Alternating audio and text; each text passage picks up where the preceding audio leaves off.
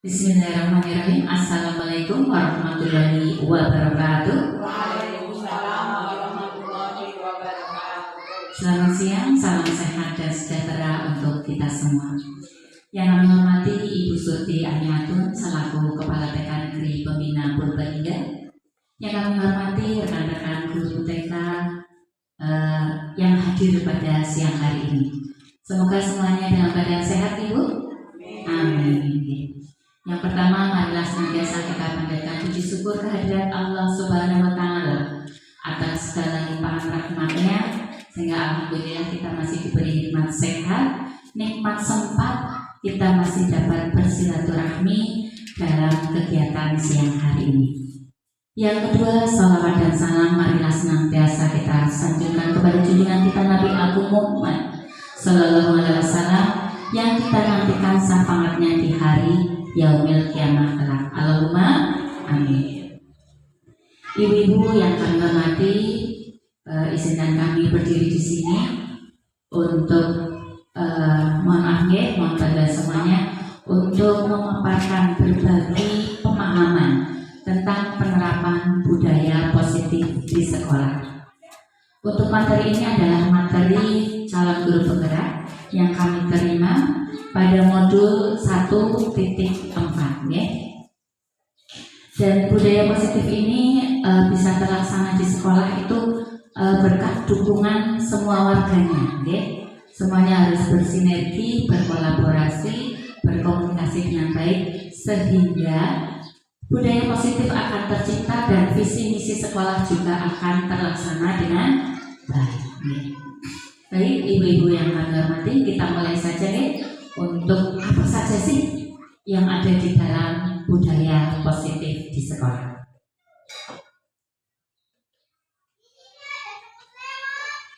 Apa itu budaya positif? Budaya positif adalah nilai-nilai dan kebiasaan-kebiasaan di sekolah yang berpihak pada peserta didik agar mereka dapat berkembang menjadi pribadi yang kritis, penuh hormat dan bertanggung jawab. Ada apa saja di dalam budaya positif? Dalam materi ini ada 6 topik. Yang pertama yaitu disiplin positif dan nilai-nilai kebajikan universal.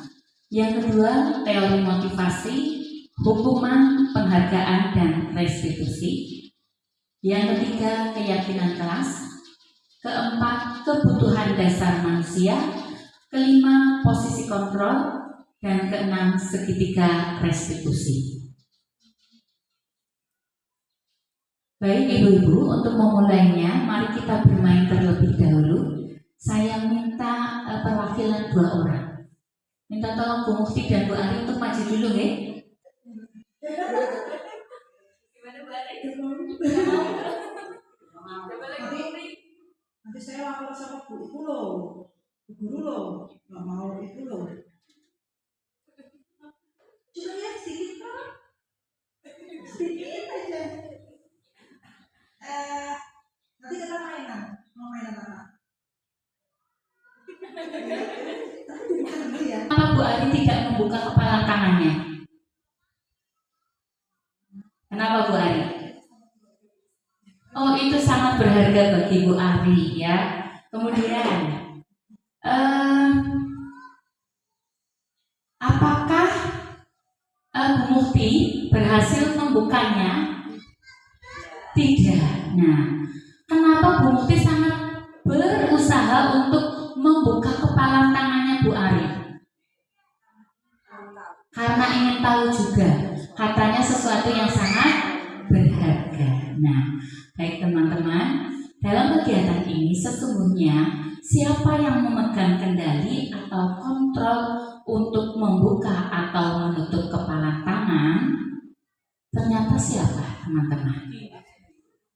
Gimana? Diri sendiri. Orang lain bisa membukanya? Tidak. Jadi yang punya kontrol terhadap diri kita adalah diri kita sendiri. Ya. Selanjutnya, nah, bagaimana stimulus respon berubah menjadi teori kontrol? Ya. Ini untuk stimulus respon dipaparkan bahwa realitas atau kebutuhan kita adalah sama. Namun dalam teori kontrol, realitas atau kebutuhan kita berbeda. Sepakat Ibu? Apakah setuju dengan stimulus respon atau teori kontrol? Kebutuhan kita sama atau kebutuhan kita berbeda? Kebutuhan kita berbeda, ya, teori kontrol. Kemudian stimulus respon yang kedua, semua orang melihat hal yang sama. Bu Nur melihat saya, teman-teman melihat saya adalah sosok yang sama. Tapi menurut teori kontrol, setiap orang memiliki gambaran yang berbeda. Stimulus respon yang ketiga, kita mencoba mengubah orang agar berpandangan sama dengan kita. Kita kepengennya orang-orang sama dengan kita. Sementara teori kontrol, kita berusaha memahami pandangan orang lain tentang dunia. Sepakat Bu? Yang mana Bu? Teori kontrolnya kita berusaha memahami semua orang Bu. Jangan kita yang hanya mau dipahami. Jangan kita punya pikiran kita bisa mengubah orang supaya pandangannya sama. Karena kita sendiri yang harus memahami pandangan orang lain. Kemudian yang berikutnya, perilaku buruk dilihat sebagai suatu kesalahan. Kalau sesuatu yang buruk pasti kesalahan, padahal kita belum tahu alasannya. Sementara di teori kontrol, semua perilaku memiliki tujuan. Bocah angel banget di sekolah misalnya, nakalin teman terus misalnya. Kita mengecapnya pasti anak ini sudah sesuatu yang anak nakal, padahal belum tentu. Mungkin ketika ditelisik lebih dalam, anak itu punya tujuan apa sih? Oh, cari perhatian gurunya. Kenapa cari perhatian gurunya? Ternyata mungkin ada kebutuhannya yang belum terpenuhi. Kira-kira kalau caper itu berarti butuh apa Bu? Butuh perhatian, berarti butuh cinta dan kasih sayang. Nah, semua perilaku memiliki tujuan. Kemudian selanjutnya, orang lain bisa mengontrol saya. Sementara teori kontrol, hanya Anda yang dapat mengontrol diri Anda. Orang lain bisa mengontrol saya Bu? Bisa mengontrol diri Anda Bu?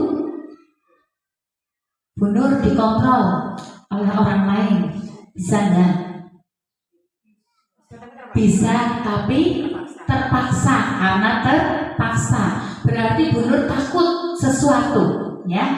Takut karena hukuman mungkin, ya? Takut karena dijauhi teman, ya? Ada alasannya. Tapi sedalamnya, dalam hatinya, Bu Nur itu tidak mau dikontrol. Jadi yang mengontrol diri sendiri adalah dirinya sendiri.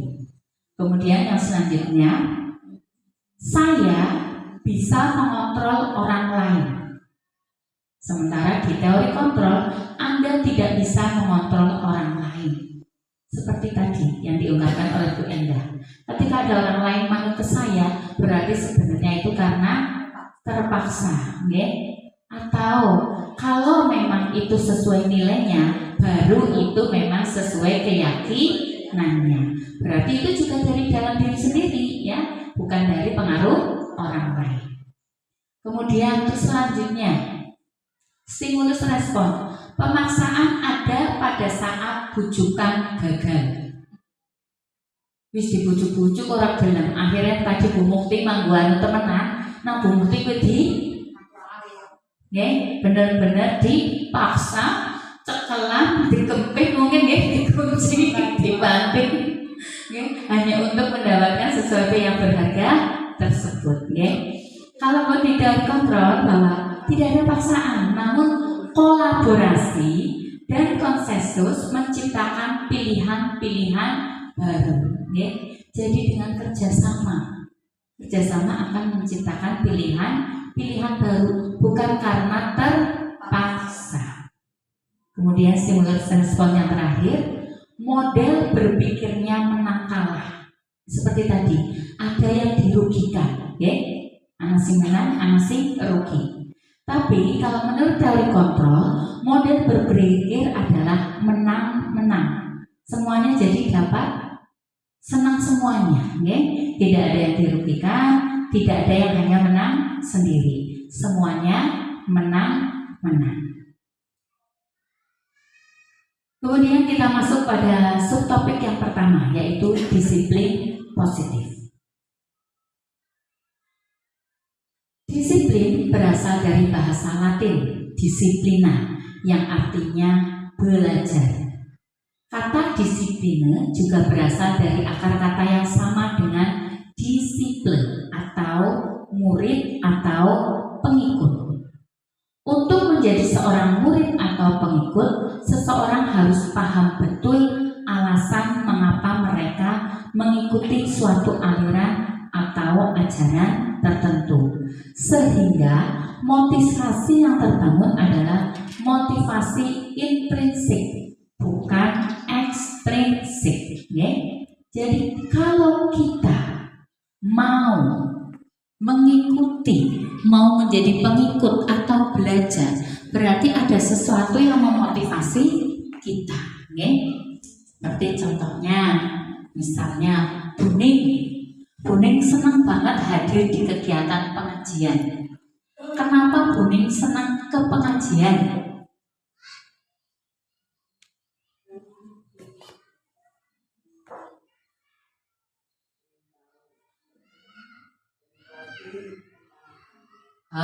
Alasannya Buning karena ingin lebih memperdalam tentang agama. Ya? Ini sudah motivasi dari dalam diri, maka Buning akan berdisiplin. Dibot-boti, kang sekolahan. Saya sering mengamati Buning, mohon maaf ya. Karena Buning senang banget pengajian. Kalau emang ada pengajian di rumah, teman-teman mohon maaf, aku pulang ngasih ya. Kenapa? Aku mau menyiapkan, karena di rumah nanti mau ada pengajian. Seperti itu kira-kira nih. Jadi cintanya itu luar biasa karena dari dalam diri, ya. Sama juga dengan Bu Nur misalnya. Bu Nur itu senang mengikuti kegiatan senam. Kenapa Bu Nur senang-senang? Ingin sehat. Kepengen langsing. Tepuk tangan buat Bu Nur. Ingin sehat, kepengen langsing, ya. Maka Bu Nur akan mendisiplinkan dirinya, ya. Dibot-boti latihan di Purbalingga, padahal rumahnya di Patemon, makan mempurbalingga, ya. Ketemu teman-teman, badannya jadi sehat, ya. Terus bonusnya tambah langsing, ya. Disiplin positif dan nilai-nilai kebajikan universal. Ki Hajar Dewantara maupun Dayan Gosen mengartikan disiplin sebagai bentuk kontrol diri, yaitu belajar untuk kontrol diri agar dapat mencapai suatu tujuan mulia. Tujuan mulia di sini mengacu pada nilai-nilai atau prinsip-prinsip mulia yang dianut seseorang. Kita namakan nilai-nilai tersebut sebagai nilai-nilai kebajikan universal. Jadi setiap negara, ya, itu punya nilai-nilai kebajikan, ya. Banyak sekali, ya. Kalau dulu waktu kita belum zamannya profil pelajar Pancasila, kita mengenalnya sebagai 9 pilar karakter, ya.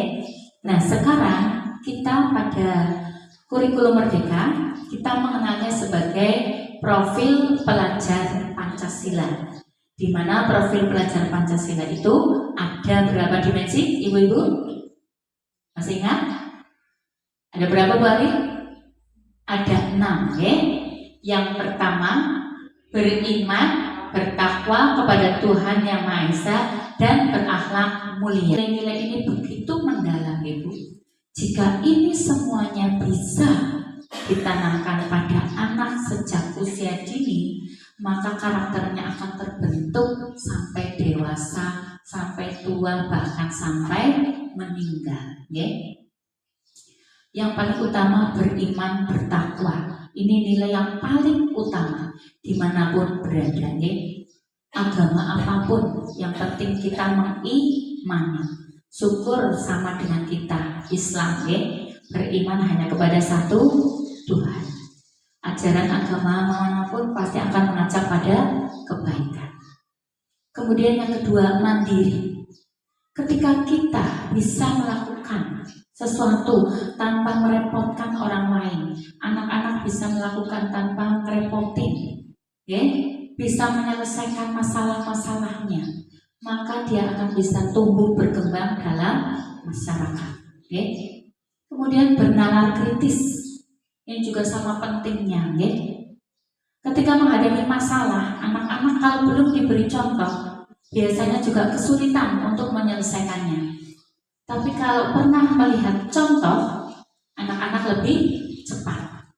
Nah, disinilah bernalar kritis, ya. Kalau selalu dipancing pikirannya untuk tetap, ya, bergerak berjalan, maka akan muncul bernalar kritis. Kemudian berkebinekaan global. Kebinekaan global, bineka itu berbeda-beda, ya. Budaya-budaya berbeda, tetapi tetap disaring, ya, untuk keyakinannya mana yang dipercayai, ya, nilai-nilai apa yang dipercaya. Kemudian bergotong royong, ini sudah menjadi jiwa kita, ya, jiwa Indonesia, ya. Zaman kita kecil, ya, sering sekali kita mengikuti kegiatan gotong royong. Zaman dulu kalau kita mau membangun rumah, ngedekatkan atap, Bu Surti, pasti kita akan mengundang tetangga-tetangga untuk membantu, dan sehari kadang 2 hari itu benar-benar dikerjakan bersama, atapnya sampai rapat, baru turun ke bawah dan dilanjutkan oleh yang punya rumah, sama tukangnya. Kemudian kreatif, ini kreatif. Jadi segala sesuatu yang sudah ada bisa dikombinasikan menjadi sesuatu yang baru. Ini hanya dari bahan satu tahu. Belum lagi singkong, Ibu. Banyak sekali, Masya Allah, satu bahan namanya bisa puluhan kalau tidak salah, Ini nilai kreatif, tahu goreng atau tahu berontak. Tapi ketika diutak-atik jadi tahu fantasi, jadi tahu ayam, tahu bakso, tahu telur puyuh, tahu cantik, namanya warna-warna. Ini hanya dari bahan satu tahu. Belum lagi singkong, Ibu. Banyak sekali, Masya Allah, satu bahan namanya bisa puluhan kalau tidak salah, Ini nilai kreatif, Kemudian selanjutnya kita masuk subtopik yang kedua, yaitu teori motivasi. Setiap manusia dalam melakukan sesuatu pasti karena punya tujuan. Dan tujuan itu pasti karena ada alasannya, ada motivasinya. Menurut Diane Gaussen dalam bukunya Restructuring School Discipline menyatakan ada 3 motivasi perilaku manusia. Perilaku yang pertama yaitu untuk menghindari ketidaknyamanan atau hukuman. Di mana pada perilaku ini biasanya orang akan berkata, apa yang akan terjadi apabila saya tidak melakukannya? Misalnya, bocah sekolah disuruh berangkat, dia motivasinya menghindari ketidaknyamanan atau hukuman, Jadi kalau saya tidak berangkat, kira-kira bapak ibunya bagaimana, Bu? Marah, Kan dihukum sama ibunya, Kalau kamu nggak berangkat, kamu nggak dapat uang saku. Begitu kira-kira, Bu? Biasanya, orang sekolah ya orang sangu. Jadi daripada aku tidak mendapat sangu, maka si anak berangkat sekolah. Meskipun di sekolah itu dia senang atau tidak, terpaksa, itu kita tidak tahu. Kemudian motivasi yang kedua, untuk mendapatkan imbalan atau penghargaan dari orang lain. Jika kita melakukan hal karena motivasi kedua, biasanya akan muncul pertanyaan. apa yang akan saya dapatkan apabila saya melakukannya. Jadi hitung-hitungan terus Bu, kayak wong dagang, ada hitung-hitungannya. Aku nanti dapat apa? Menguntungkan aku atau tidak? Ini misalnya disuruh mungkin diminta oleh kepala sekolah untuk melakukan sesuatu, tapi motivasinya untuk mendapat imbalan atau penghargaan. Jadi motivasinya misal, aku melu kae lah, aku melu tim paduan suara lah, melu latihan, aku dicap sebagai guru yang rajin. Misalnya ingin mendapatkan penghargaan guru yang rajin, atau aku dianggap orang yang aktif, seperti itu. Jadi ada motivasi mendapatkan penghargaan dari orang lain. Ini yang kedua. Kemudian yang ketiga, seseorang melakukan sesuatu karena untuk menjadi orang yang dia inginkan dan menghargai diri sendiri dengan nilai-nilai yang dipercaya. Ketika orang melakukan sesuatu karena motivasi ketiga, biasanya akan muncul pertanyaan, saya akan menjadi orang yang seperti apa bila saya melakukannya? Menjadi orang yang bagaimana sih? Bukan ngarep-ngarep imbalan, bukan ngarep penghargaan. Tapi kalau aku mengikuti hal itu, aku akan menjadi orang yang seperti apa? Misalnya Bu Hesti, meskipun di sekolah ini tidak ada aturan, tidak ada surat peringatan dari ibu kepala bahwa berangkat harus tepat waktu, kalau tidak tepat waktu Bu Surti tidak mengeluarkan surat teguran itu seperti ini. Tapi Bu Hesti tetap berangkat gasik. Alasannya karena Bu Hesti bertanggung jawab terhadap dirinya sendiri. Dia juga ingin menjadi teladan bagi anak-anak. Beda dengan yang lain. Mungkin karena motivasinya menghindari hukuman. Lah, aku mangkat gasik lah. Anggar orang gasik nanti sama Bu Surti dicatat 3 kali dicatat, nanti sama Bu Surti dapat surat teguran. Ini kalau dapat hukuman.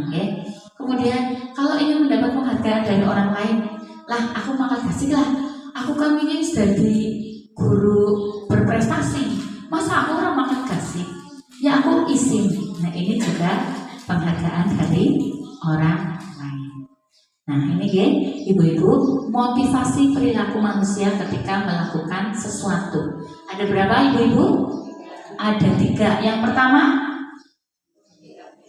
ketidaknyamanan atau menghindari hukuman. Yang kedua, kepengen imbalan atau penghargaan dari orang lain. Yang ketiga, menghargai diri sendiri dan nilai-nilai yang dipercaya. Ini yang paling tinggi, yang diharapkan muncul pada diri anak-anak dan diri kita semuanya. Untuk dalam motivasi juga ada hukuman, konsekuensi dan restitusi. Hukuman itu bersifat identitasnya itu akan menjadi gagal. Karena apa? Karena anak akan belajar menyembunyikan kesalahan ketika dihukum. Maka dia belajar untuk berbohong, tidak mau jujur. Kemudian untuk konsekuensi, anak akan belajar taat peraturan. Sedangkan untuk restitusi, anak belajar memecahkan masalah. Kemudian yang berikutnya, untuk hukuman, mencoba mengontrol anak dengan penguatan negatif. Kalau hukuman itu selalu kata-katanya keluarnya biasanya negatif. Kemudian untuk konsekuensinya, mencoba mengontrol anak dengan penguatan positif. Ada kalimat positif dalam restitusi, dalam konsekuensi. Adapun dalam restitusi, anak paham bahwa dirinya yang pegang kendali kontrol. Kemudian untuk hukuman selanjutnya, dampak pada murid Ketika murid mendapat hukuman, murid akan marah, merasa bersalah, rendah diri, dan mengasingkan diri. Kemudian dalam konsekuensinya, dia mungkin akan kehilangan hak, waktu jeda seorang diri. Misalnya kalau konsekuensinya misalnya datang terlambat, nanti akhirnya di akhir juga pulangnya terlambat karena harus mengikuti pembelajaran yang terlambat, maka anak tersebut pun akan kehilangan haknya. Mungkin dia tidak bisa istirahat karena harus mengikuti mengenakan pembelajaran. Adapun di restitusi, anak tidak kehilangan waktu, namun bersemangat untuk memperbaiki diri. Kemudian untuk hukuman ini bersifat tiba-tiba, tidak terencana, tiba-tiba saja terjadi hukuman. Adapun konsekuensi ini sudah diketahui, masuk akal. Biasanya kalau konsekuensi ini karena sudah dicatat beberapa kali, maka baru diberi konsekuensi. Adapun kalau restitusi ini berupa undangan untuk mengadakan restitusi. Kemudian untuk hukuman ini dibuat oleh guru. Kalau konsekuensi ini dibuat oleh guru dan murid. Adapun restitusi dibuat oleh murid atau anak bersama. Jadi utamanya oleh anak, diyakini oleh anak, dan dilaksanakan oleh anak. Guru hanya menuntun. Kemudian untuk hukuman yang terakhir yaitu menyakitkan. Kemudian kalau untuk konsekuensi membantu, adapun untuk restitusi itu menguatkan. Karena guru menyebutkan keyakinan kelas, membimbing apa yang harus diperbaiki. Kemudian teori kontrol menurut Dr. William Glasser. Beliau merupakan psikiater dan pendidik.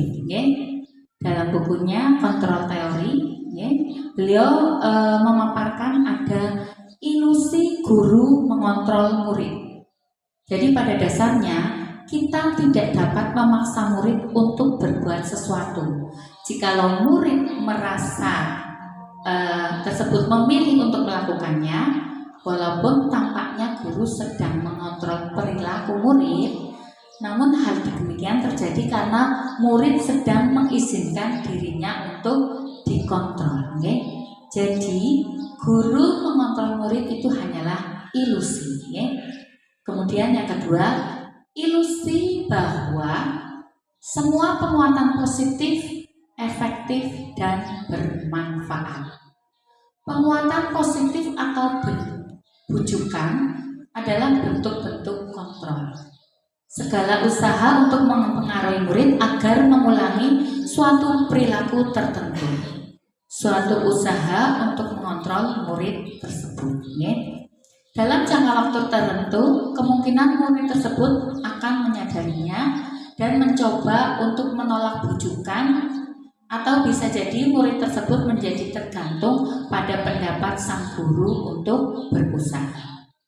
Kemudian ilusi kontrol ilusi bahwa kritik akan membuat orang merasa bersalah dapat menguatkan karakter. Kritik dan rasa bersalah untuk mengontrol murid menuju pada identitas gagal. Mereka belajar untuk merasa buruk tentang diri mereka. Mereka mengembangkan dialog diri yang negatif. Kadangkala sulit bagi guru untuk mengidentifikasi bahwa mereka sedang melakukan perilaku ini, karena seringkali guru cukup menggunakan suara halus untuk menyampaikan pesan negatif. Jadi terlihatnya kita menggunakan suara halus, padahal kita sedang menekan murid. Kemudian ilusi bahwa orang dewasa memiliki hak untuk memaksa. Kita ilusinya memiliki hak untuk memaksa kepada anak-anak. Padahal ini juga tidak benar. Kemudian kita masuk kepada topik yang ketiga, yaitu keyakinan kelas. Keyakinan kelas adalah nilai-nilai kebajikan atau prinsip-prinsip universal yang disepakati bersama secara universal, lepas dari latar belakang, suku, negara, bahasa, maupun agama. Menurut Gozen 1998, suatu keyakinan akan lebih memotivasi seseorang dari dalam atau intrinsik. Seseorang akan lebih bersemangat untuk menjalankan keyakinannya daripada hanya sekedar mengikuti serangkaian peraturan. Kenapa sih kok keyakinan kelas, bukan peraturan kelas? Kalau peraturan bersifat bagaimana ibu-ibu? Bagaimana? Memaksa. Peraturan bersifat memaksa. Dibuat oleh, kalau peraturan oleh guru, yang membuat guru bersifat memaksa. Anak tidak diajak rembukan. Adapun keyakinan kelas, kalau keyakinan kelas bagaimana teman-teman? Dibuat bersama-sama oleh anak, kemudian dilaksanakan bersama-sama dan dipercaya menjadi suatu keyakinan bersama.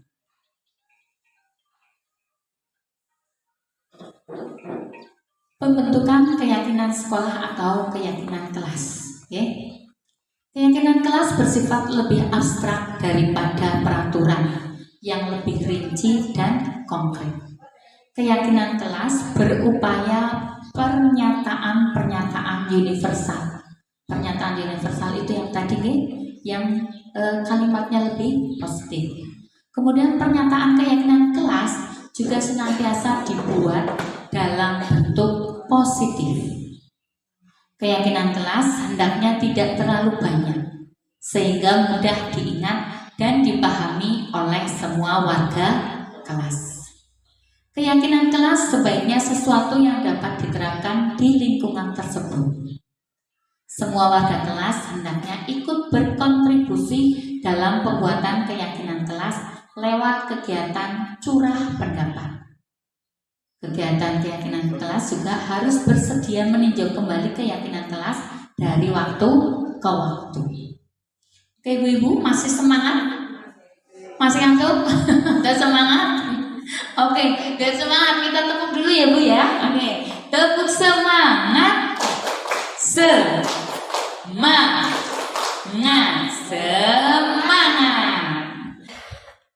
Kemudian, mohon maaf, ini kemarin keyakinan kelas sudah kami praktekkan dari budaya positif ini untuk membuat keyakinan kelas di kelompok B1.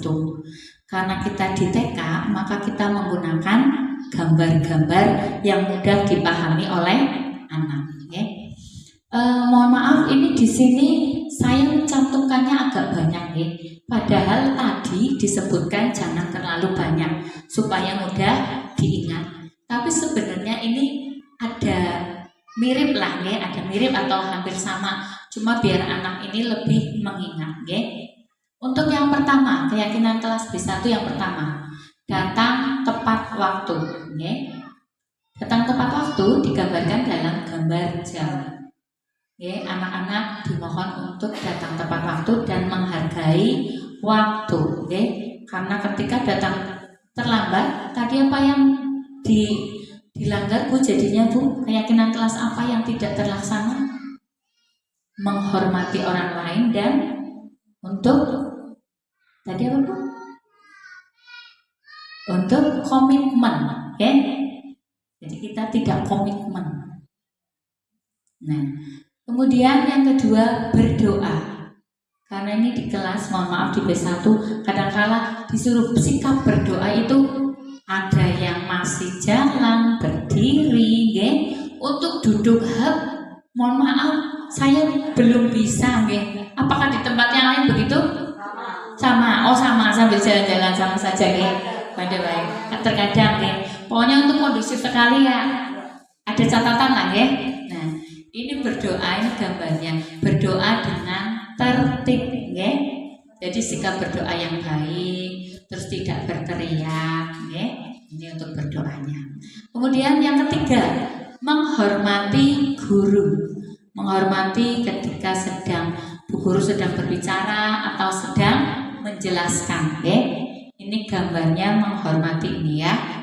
Ya, nah, ketika ditunjukkan ini, menghormati Bu guru, mendengarkan penjelasan Bu guru. Kemudian selanjutnya menyayangi teman. Ya. Menyayangi teman ini digambarkan ada beberapa. Ya.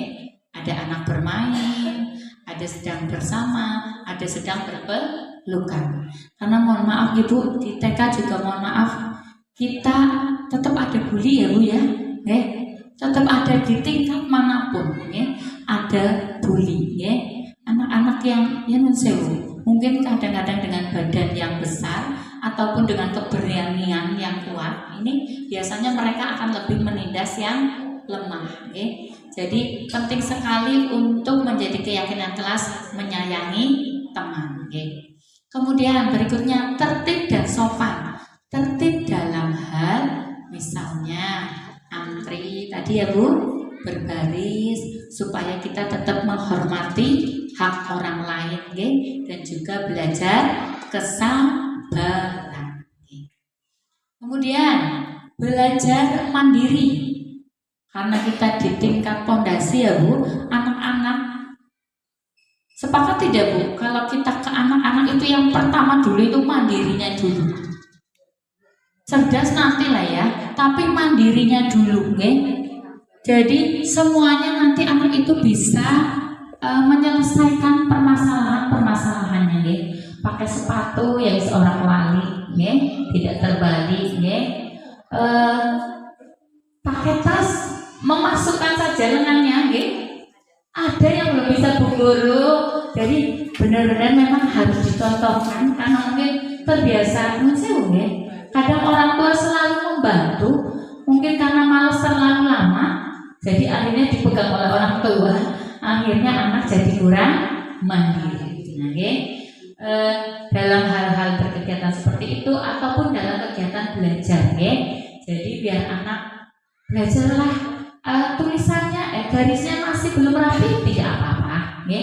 Kadang-kadang anak Bu guru tapi kecoret. Memang di kelas saya mohon maaf, saya tidak sediakan penghapus di depan, Karena kalau disediakan penghapus ini anak-anak ya Allah, akhirnya menghapus terus, tidak selesai-selesai. Jadi ketika anak keliru menggaris itu saya hanya biasanya menyarankan jadikan saja atau disilang buat yang baru. Kenapa sih Bu guru kok nggak ada penghapus? Iya Bu Tari simpan supaya anak-anak lebih percaya diri, supaya lebih berani menggores, Kalau sedikit-sedikit dihapus, maka akan muncul rasa tidak percaya diri. Kemudian yang berikutnya itu merapikan mainan. Merapikan mainan nilai yang dituju adalah tanggung jawab, Pastilah, masih banyak juga, Ada yang sudah bisa dengan sendirinya merapikan mainan. Ada juga yang siapa ya ini tadi yang mainan balok, mainan puzzle, mainan Lego belum kembali kepada tempatnya. Ini kita harus, jadi guru TK harus cerewet, selalu mengulang agar mereka menjadi terbiasa. Kemudian yang terakhir yaitu menjaga kebersihan. Ini sangat penting untuk kenyamanan kelas kita. Ketika kelas kita kotor, yang ada pikiran kita bagaimana Bapak Ibu? Gak nyaman, ruwet ya. Mau pulang rubes banget. Kertas berantakan, nasi lengket, kayaknya semerawut, ke anak-anak juga nanti tambah semerawut. Tapi jika kita melihat kelas kondisinya bersih, mainannya rapi, anaknya mandiri, insya Allah semuanya menjadi kondusif. Niki Bapak Ibu untuk keyakinan kelas kelompok B1. Ini juga di bawahnya, ini dibubuhi cap jempol, Ibu. Setelah nempel, anak-anak cap jempol. Mohon maaf tapi kemarin belum saya beri nama, Jadi mungkin anak-anak juga lupa, saya posisinya juga lupa. Ini pun jempolnya siapa, jempol siapa, Tapi bukan jempol saya, ini jempolnya kecil. Kemudian selanjutnya kita masuk kepada topik yang keempat, yaitu kebutuhan dasar manusia. Oke, jadi Bapak Ibu, setiap manusia itu punya kebutuhan dasar. Kebutuhan dasar kita ada 5. Yang pertama, kebutuhan bertahan hidup. Kebutuhan bertahan hidup berhubungan dengan fisik. Ya. Ini butuh makan, butuh minum, butuh pakaian, ya. Butuh rumah tempat tinggal, ya. Butuh sandang, pangan, papan. Ini kebutuhan bertahan hidup. Sifatnya fisik, ya. Kemudian yang kedua, kebutuhan manusia yang kedua yaitu rasa kasih sayang dan rasa diterima. Ibu sepakat, Bu? Butuh kasih sayang, butuh rasa diterima. Sepakat? Galau. Belum tingkat tinggi. Bu Endah masih galau? Oh tidak. Bu Esti masih galau kan? Aman. Bu Desi galau? Oh, penuh kasih sayang. Bu Desi penuh kasih sayang. Charge-nya full kalau Bu Desi kasih sayangnya, oke? Yang lainnya juga semoga full, oke? Untuk kebutuhan kasih sayangnya cas 100%, oke? Kemudian kebutuhan yang ketiga yaitu kekuasaan dan penguasaan. Kebutuhan pengakuan atas kemampuan, ya. Jadi misalnya ini kekuasaan penguasaan. Aku kepengen dari saya ambil posisinya Bu Surti lagi, mohon maaf. Saya kepengen dari kepala sekolah, aku bisa apa. Ya, ini kekuasaan. Yang penguasaan, misalnya Bu Rina, Buning kemarin mengikuti di kelas dasar TK, ya? Pernah mengikuti di kelas dasar TK. Maka Bu Rina kepengen menguasai apa saja sih ilmu-ilmu yang tentang keTKan. Ini untuk penguasaan. Kita perlu untuk menguasai sesuatu, ya, apapun. Kemudian kebutuhan dasar yang keempat yaitu kebebasan. Kebebasan ini kebutuhan akan pilihan, tidak hanya satu pilihan monoton, ya. Perlu hidup itu perlu bervariasi katanya, ya. Tapi variasinya yang benar, ya. Jangan sampai menyimpang dari jalur, ya. Jangan menyimpang dari arah, ya. Kita butuh bebas, oke. Misalnya Bu Hesti mengikuti apa, tapi Bu Hesti kepengennya, misalnya Bu Hesti belajar di kelas, Bula jangan kelas baik Bula, mungkin ada pilihan kita keluar kelas supaya kita merasa bebas, mendapatkan pengalaman dan pemahaman baru. Okay? Kebutuhan dasar manusia yang kelima yaitu kesenangan. Kebutuhan kita untuk merasa senang. Sepakat Bu, semua orang butuh kesenangan? Senang. Oke, Bu Enda senangnya apa? Jalan-jalan. Bu Mira senangnya apa? Bu Mira senangnya apa? Musik. Oh, Bu Mira senangnya mendengarkan musik. Bu Ning senangnya apa? Sehat. Bu Ning diberi sehat, senang.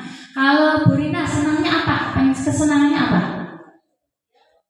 Jalan-jalan, shopping, kayak apa? Apa Bu Rina? Apa dapat uang banyak? Jalan-jalan. Bu Mukti kesenangannya apa Bu Mukti?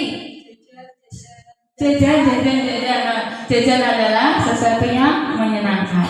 Bu Nur kesenangannya? Nyanyi. Ini ada temannya Bu Lina. Nanti kita Oke, kesenangannya Bu Nur menyanyi. Kalau Bu Ali kesenangannya apa? Belanja. Iya, ini Indomaret Alfamart banget ini. Ini Indomaret iya. Apa saja tahu Bu Ali ini? Produk apa saja tahu? Kalau Bu Hesti kesenangannya apa? Makan. Bukan hanya kebutuhan, tapi juga sesuatu yang menyenangkan. Oke, bukan hanya satu kebutuhan, tapi sesuatu yang menyenangkan. Ya. Kalau Bu Desi kesenangannya? Aku tahu. Kalau Bu Desi milih jalan-jalan. Jalan-jalan ya. Kalau Bu Lina kesenangannya? Saya beda-beda Bu. Kalau sekarang lagi seneng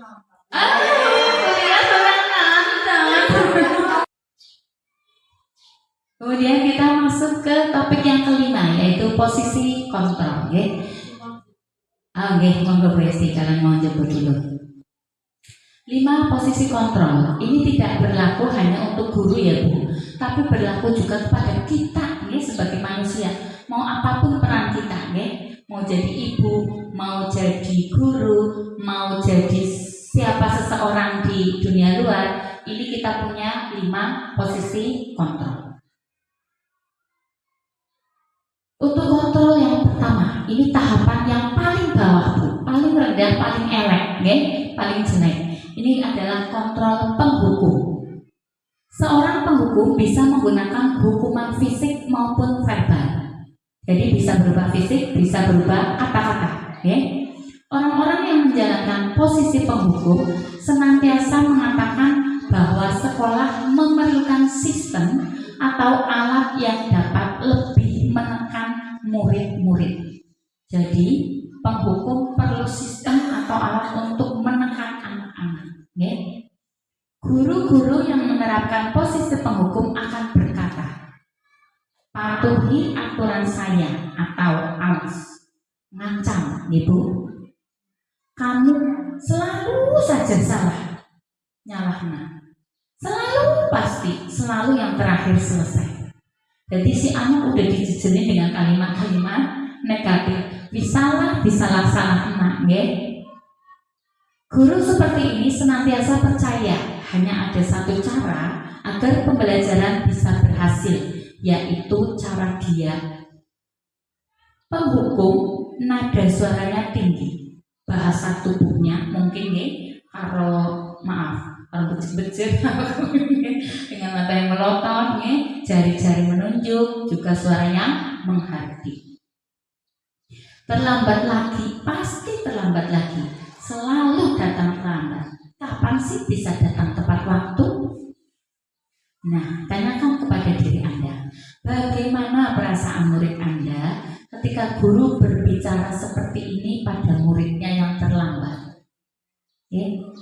Saya ibaratkan, saya berkata seperti ini kepada murid-muridnya, kira-kira bagaimana teman-teman? Tambah merasa bersalah, tambah marah, atau bisa menerimanya, atau bagaimana? Dari kontrol penghukum ini hasilnya kemungkinan murid akan marah, mendendam atau bersifat agresif. Bisa jadi sesudah kembali duduk misalnya, murid tersebut akan mencoret-coret bukunya atau meja tulisnya. Lebih buruk lagi, misalnya ini di tingkat yang lebih atas, misalnya bocah SMP, bocah SD atau bocah SMA, ketika dimarahin gurunya, bisa jadi dia dendam kepada gurunya, dan ketika melihat kendaraan gurunya, bisa jadi dicoret-coret atau digores menggunakan paku. Ini hasil dari kontrol penghukum. Kalau di kelas masih mending lagi nyoret-nyoret buku atau nyoret-nyoret meja. Tapi kalau sudah di luar, di tahap yang lebih luas lagi, ini lebih berbahaya. Jadi ini hasilnya anak akan mendendam atau bersifat agresif. Kemudian kontrol yang kedua. Kontrol yang kedua yaitu pembuat merasa bersalah. Pada posisi ini biasanya guru akan bersuara lebih lembut. Pembuat rasa bersalah akan menggunakan keheningan yang membuat orang lain merasa tidak nyaman, bersalah atau rendah diri. Kata-kata yang keluar lembut, seperti ibu sangat kecewa sekali sama kamu. Tapi bilangnya nadanya halus, ibu sangat kecewa sekali. Tapi dia juga menekan. Berapa kali Bapak harus memberitahu kamu ya? Kamu kan sudah dikasih tahu berkali-kali, masih diulang. Gimana coba kalau orang tua kamu tahu kamu berbuat begini? Dia Di posisi ini, murid akan memiliki penilaian yang buruk tentang diri mereka karena murid merasa tidak berharga dan telah mengecewakan orang-orang yang disayanginya.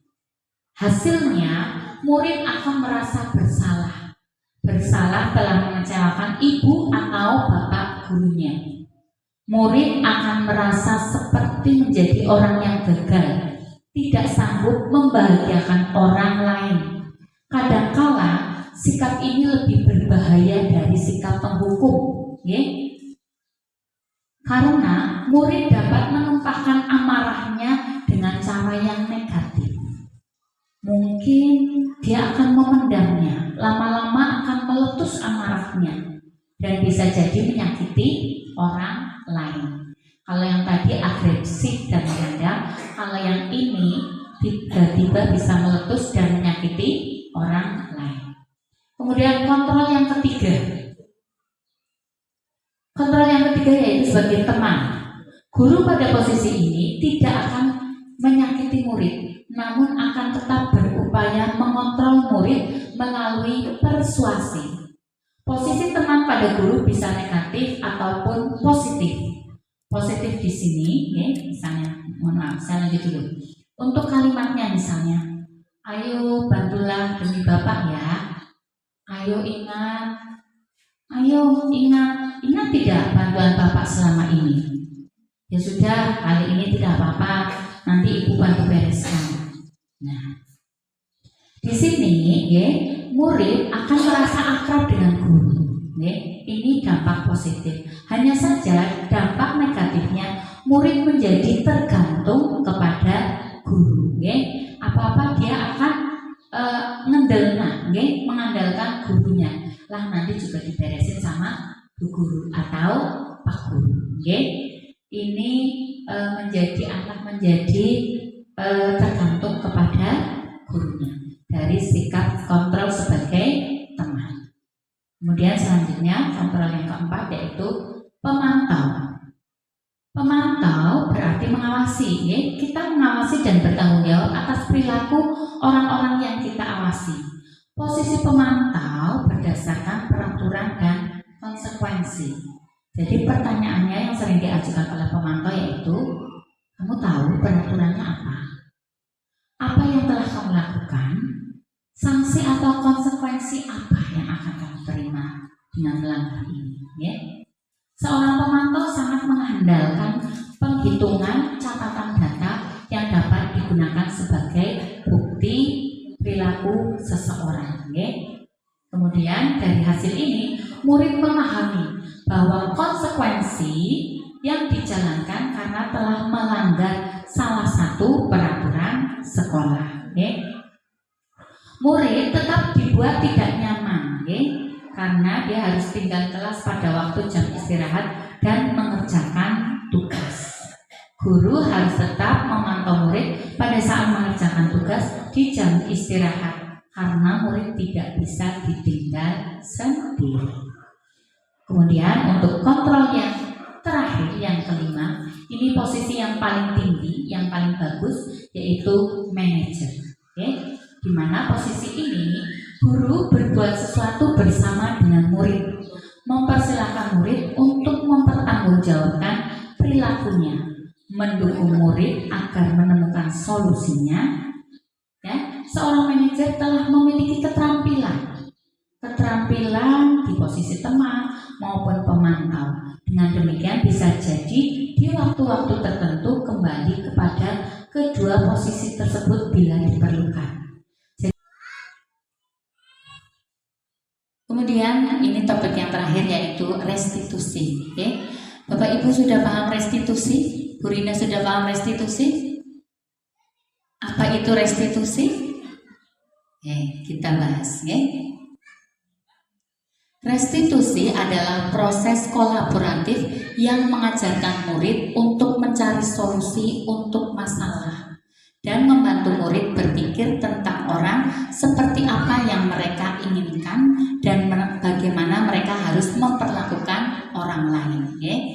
Jadi restitusi adalah proses kerjasama untuk mengajarkan mengajarkan murid-murid mencari solusi dari permasalahannya. Ya. Adapun ciri-ciri restitusi, ya.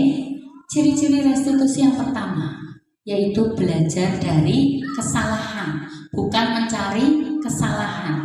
Kalau sudah salah ya sudah, orang sudah atik baik aja diingat-ingatkan terus, ya kasihan, ya sudah terjadi, gelas sudah pecah, ya sudah tinggal diambilin belingnya, habis itu diapain, seperti itu, ya. Kemudian yang kedua, memperbaiki hubungan, ya. Ini tadinya hubungannya jadi kurang bagus, ketika direstitusi akan memperbaiki hubungan. Ya. Kemudian ada tawaran, bukan paksaan. Kemudian menuntun untuk melihat diri, menuntun tadi, ya. Jadi gurunya bertanya terus, kamu apa, bagaimana? Jadi anaknya berpikir kembali ke dirinya sendiri. Ya. Kemudian mencari kebutuhan dasar yang mendasari. Kenapa sih kok hal itu terjadi? Pasti ada kebutuhanmu yang tidak terpenuhi. Ya. Kemudian restitusi adalah cara terbaik untuk menyelesaikan masalah. Ya. Kemudian fokus pada karakter. Jadi yang dititik beratkan dari restitusi adalah karakternya berkembang menjadi apa, bukan tindakannya. Ya. Kemudian ciri restitusi berikutnya adalah menguatkan. Anak akan mendapat penguatan. Apa yang sudah dia miliki, apa yang perlu dia lakukan, apa yang perlu dipertahankan, atau apa yang perlu dihentikan. Kemudian ciri yang terakhir yaitu fokus pada solusi dan mengembalikan pada kelompok. Jadi misalnya kalau tadi ada anak yang berbuat salah, itu carikan solusinya dan dia dikembalikan lagi ke kelompok. Jadi tidak dicibir, tidak dibully, jadi dikembalikan lagi, maka kelompok menjadi netral lagi, bahwa semuanya bisa berdampingan. Kemudian dalam restitusi ada langkah-langkah yang harus dilewati, yaitu ada 3 tahapan restitusi. Yang pertama, paling bawah, menstabilkan identitas. Menstabilkan identitas itu kasarannya seperti kita itu, anak kalau sudah berbuat salah itu jangan langsung dipojokkan, tapi didem-demi, dilegakan dulu biar dia tidak takut, biar dia tidak jadi berbohong tapi mau mengakui kesalahannya. Ini namanya menstabilkan identitas dengan cara bisa bertanya, atau bisa mengungkapkan. Setiap orang pasti pernah melakukan kesalahan. Bu guru juga pernah berbuat salah, tapi dari kesalahan itu kita belajar, jangan diulangi lagi, seperti itu, Atau juga pernyataan, kamu bukan satu-satunya yang pernah melakukan ini. Orang lain pasti juga pernah melakukan ini dalam proses belajar mereka. Ini distabilkan dulu, main bocahe adem dulu, Kemudian naik ke tahap berikutnya yaitu validasi tindakan yang salah. Divalidasi tindakan itu benar apa salah yang dilakukan, Ada dengan pertanyaan, misalnya dengan bertanya, kamu melakukan ini pasti punya alasan. Coba alasanmu itu kenapa, Misalnya ada anak yang berantem, itu kenapa kamu berantem? Pasti dia akan ngalir, tadi Bu aku kesenggol, aku nggak terima megang dia, padahal hanya megang, dia marah, tambah nonjok aku, akhirnya kan saling. Nah di situ anak akan mengeluarkan yang dialami lagi, yang dialami akan diungkapkan di sini. Kemudian guru juga memvalidasi tindakan itu benar apa salah. Nanti anak berpikir salah Bu. Nah, adakah cara yang lebih baik untuk mendapatkan apa yang kamu butuhkan? Anak akan ditanya lagi, berpikir lagi. Oh bisa Bu, caranya bagaimana? Dengan seperti ini.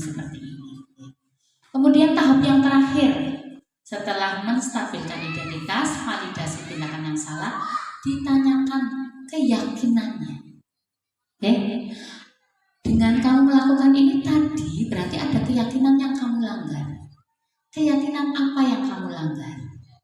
Padahal kamu sudah menyepakati nilai-nilai apa? Diulang. ya. Setelah paham, terus kamu ingin menjadi orang yang seperti apa? Atau kamu ingin memperbaikinya bagaimana caranya? Inilah di proses yang terakhir. Nanti dari tahapan ini, insya Allah anak akan lebih legowo, akan lebih bijak, dan lebih bisa bertanggung jawab. Saya yakin semua teman-teman sudah pernah melakukan restitusi. Hanya saja mungkin tahapannya mandek kualik, ya. Mungkin pernah yang ketiga malah nomor siji, apa ketiga nomor dua, apa ini terbalik-balik lagi, atau mungkin hanya muncul 2 tahap, atau bisa saja juga muncul hanya 1 tahap, tidak komplit. Jadi restitusi yang baik adalah ada berapa tahap teman-teman? Ada 3. Yang pertama apa? Menstabilkan identitas. Yang kedua, validasi tindakan yang salah. Yang ketiga, menanyakan keyakinan. Nah, insya Allah dari restitusi ini juga nantinya akan larinya kepada budaya positif, ya. Ketika tadi keyakinan kelas, kontrol, tipe kontrol, restitusi, ya, semuanya ini disampaikan dan diamalkan, ini larinya akan menjadi sebuah budaya positif. Nah, demikian teman-teman untuk pemaparan saya tentang budaya positif di sekolah yang telah kami paparkan, terdiri dari 6 topik tadi, ya. Apa saja 6 topiknya, ya, Bu? Yang pertama, disiplin positif, ya. Saya ulang, ya. Hanya poin-poinnya saja, ya. Ini ada disiplin positif dan nilai-nilai kebajikan. Ini ya, poin pertama. Kemudian yang kedua, teori motivasi. Masih ingat tadi teori motivasi ada berapa? Teorinya ada berapa? Teori motivasi ada 3. Karena yang pertama apa tadi? Ya, menghindari ketidaknyamanan atau hukuman. Yang kedua karena ingin mendapat penghargaan. Yang ketiga karena ingin menghargai diri sendiri dan mempercayai nilai-nilai yang diyakini. Kemudian keyakinan kelas, ya. Keyakinan kelas ini juga dijadikan budaya positif. Kemudian kita mengenali bahwa setiap manusia memiliki kebutuhan dasar. Ada berapa kebutuhan dasar? Berapa kebutuhan dasar tadi? 5. Berapa? 5. Ada kebutuhan bertahan hidup, ada kebutuhan kasih sayang, ada kebutuhan penguasaan, ada kebutuhan kebebasan, kebutuhan kesenangan. Okay? Setiap manusia dalam melakukan sesuatu pasti, okay? Karena ada alasan dan karena ada kebutuhan yang tidak terpenuhi, itu pasti. Okay? Kemudian posisi kontrol, ada berapa posisi kontrol? 5. Yang pertama yang paling bawah, paling kurang lah, okay? Penghukum, di atasnya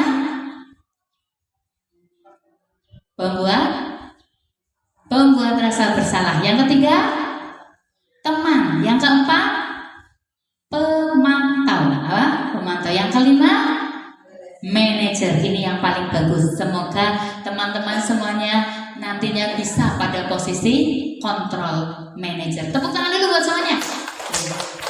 Dan yang terakhir yaitu segitiga restitusi. Diharapkan dalam kita menghadapi permasalahan baik di rumah maupun di sekolah, kepada anak maupun siapapun, kita bisa menerapkan segitiga restitusi. Dari 6 topik ini semoga semuanya bisa menjadi kesatuan utuh, yaitu budaya positif. Terima kasih teman-teman semuanya yang telah mendengarkan dan memperhatikan saya sedari tadi untuk pemaparan ini. Sekali lagi saya ucapkan terima kasih yang sebesar-besarnya dan saya mohon maaf yang seikhlas-ikhlasnya. Mungkin ada yang perlu ditanyakan sebelum kami tutup? Cukup? Cukup, oke. Kami tutup dan kami akhiri. Wassalamualaikum warahmatullahi wabarakatuh. Oke, terima kasih Ibu-Ibu.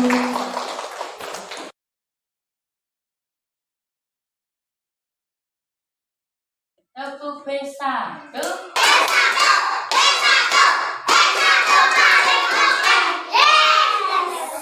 Apa kabar anak-anak semuanya? Nah, sebelum kita belajar, kita mau menempelkan keyakinan kelas supaya belajarnya jadi apa, Mbak Asa? Jadi pintar. Apa lagi? Jadi hebat. Apa lagi? Tertib. Apa saja ya yang mau dijadikan keyakinan kelas kita?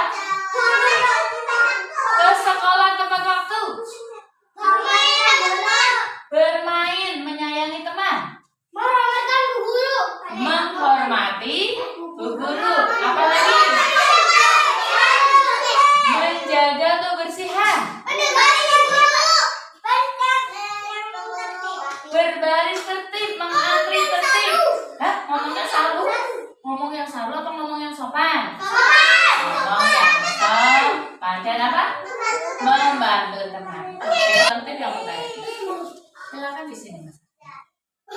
Iya. Tepuk tangan buat Akil. Nanti anak-anak boleh ditempel di sini, boleh di sini bebas ya. Ambil benar. Elvan. Jempolnya.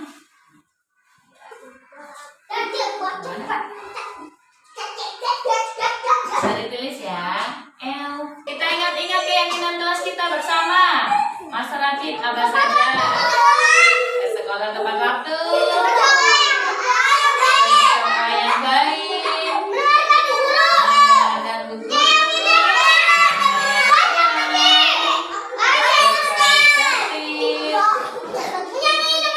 Belajar mandiri. Berbicara sopan. Merapikan mainan. Membuang sampah dan menjaga kebersihan. Assalamualaikum Mas Abbas. Waalaikumsalam. Apa kabar hari ini? Baik, Sehat? sehat. Mas Abbas, mohon maaf ya, Bu Tari minta waktunya sebentar boleh? Boleh. Kita ngobrol-ngobrol ya. Bu Tari perhatikan Mas Abbas itu sebenarnya sudah pintar, semuanya udah hebat. Tapi tadi pas lagi pelajaran, Mas Abbas kok ngobrol sama Asa terus ya? Bener Mas Abbas tadi ngobrol sama Asa? Nah, menurut Mas Abbas, kalau ngobrol itu boleh nggak? Boleh. Boleh. Tapi kalau sedang pelajaran ngobrol sendiri boleh nggak? Boleh apa tidak? Tidak. Tidak boleh. Nah, kenapa sih kok tadi Mas Abbas ngobrol sama Asya? Asa ngajakin aku ngobrol. Oh, Asa ngajakin Abbas ngobrol, jadinya akhirnya Abbas ikut-ikutan ngobrol. Nah, jadi tidak fokus ke Bu Tari. Oh, begitu. Nah, kira-kira kalau tadi ngobrol saat sedang pelajaran, berarti itu sudah mengikuti keyakinan kelas apa belum? Belum. Mas Abbas ingat keyakinan kelas kita? Ingat. Apa saja? Ke sekolah tempat waktu, Iya. menyayangi teman, bermain sama, mengingatkan teman, Mengingatkan teman yang berbuat salah. Terus kalau Bu Tari sedang bicara, menghormati guru dan mendengarkan. Berarti tadi ada keyakinan kelas yang dilanggar sama Mas Abbas ya? Iya. Nah, biar besok Mas Abbas bisa lebih fokus, tidak ngobrol sendiri, bagaimana caranya? tidak deket-deket Asa. Tidak deket-deket Asya. Kenapa tidak deket-deket Asya? Takut diomongin ngobrol lagi. Takut diajak ngobrol lagi, jadi tidak fokus. Oke, bagus sekali ya Mas Abbas ya. Terima kasih ya. Abbas sudah tahu kesalahannya Abbas ya. Ngobrol sendiri dan besok gak mau ngobrol lagi. Terima kasih Mas Abbas. Sudah jadi anak baik, anak yang fokus. Tos dulu dong.